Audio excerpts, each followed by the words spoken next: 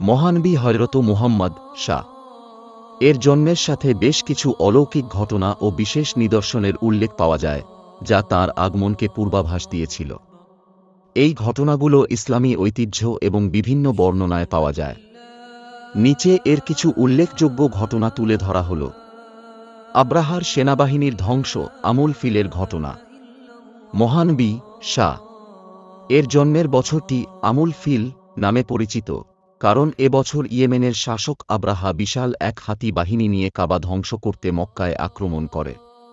কিন্তু আল্লাহ তাআলা আবাবিল পাখি পাঠিয়ে তাদের উপর পাথর বর্ষণ করেন এবং পুরো বাহিনী ধ্বংস হয়ে যায়।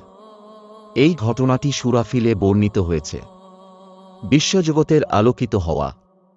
মহানবী সা এর জন্মরাতে সারা পৃথিবীতে এক বিশেষ আলোকিত পরিবেশ সৃষ্টি হয়েছিল বলে বর্ণনা পাওয়া যায়। ফার্সি ও বাইতুল মুকাদ্দাসের কিছু অগ্নি উপাসনালয়ে আলোকিত আলো দেখা গিয়েছিল। এমনকি সিরিয়ার এক রাজপ্রাসাদ আলোকিত হয়ে উঠেছিল। কিসরা সম্রাটের প্রাসাদের এক চারটি স্তম্ভ ধসে পড়া। মহানবী সা এর জন্ম রাতে ইরানের কিসরা সম্রাটের প্রাসাদের এক চারটি স্তম্ভ ধসে পড়ে। এটি তাদের রাজত্বের পতনের পূর্বাভাস হিসেবে বিবেচিত হয়। ফার্সি অগ্নিকুণ্ড নিভে যাওয়া। ইরানের মজুসি অগ্নি পূজারী সম্প্রদায়ের প্রায় 1000 বছর ধরে প্রজ্বলিত অগ্নিকুণ্ড মহানবী সা এর জন্ম রাতে হঠাৎ নিভে যায়। এটি তাদের ধর্মের অবসানের প্রতীক হিসেবে দেখা হয়। সমুদ্রের পানির স্তর নামা।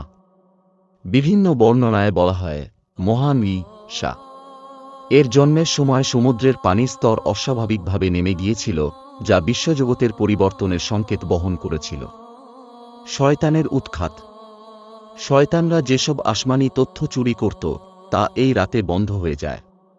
তারা এ নিয়ে আতঙ্কিত হয়ে পড়ে।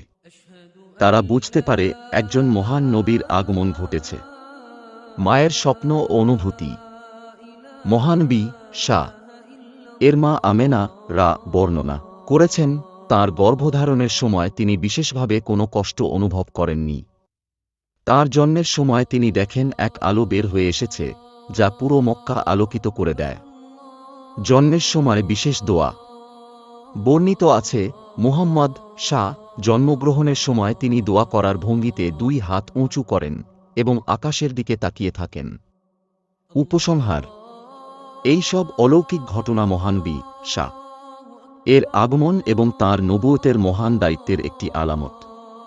এসব ঘটনা মুসলিমদের বিশ্বাসকে শক্তিশালী করে এবং প্রমাণ করে যে তিনি ছিলেন আল্লাহর বিশেষ একজন প্রেরিত।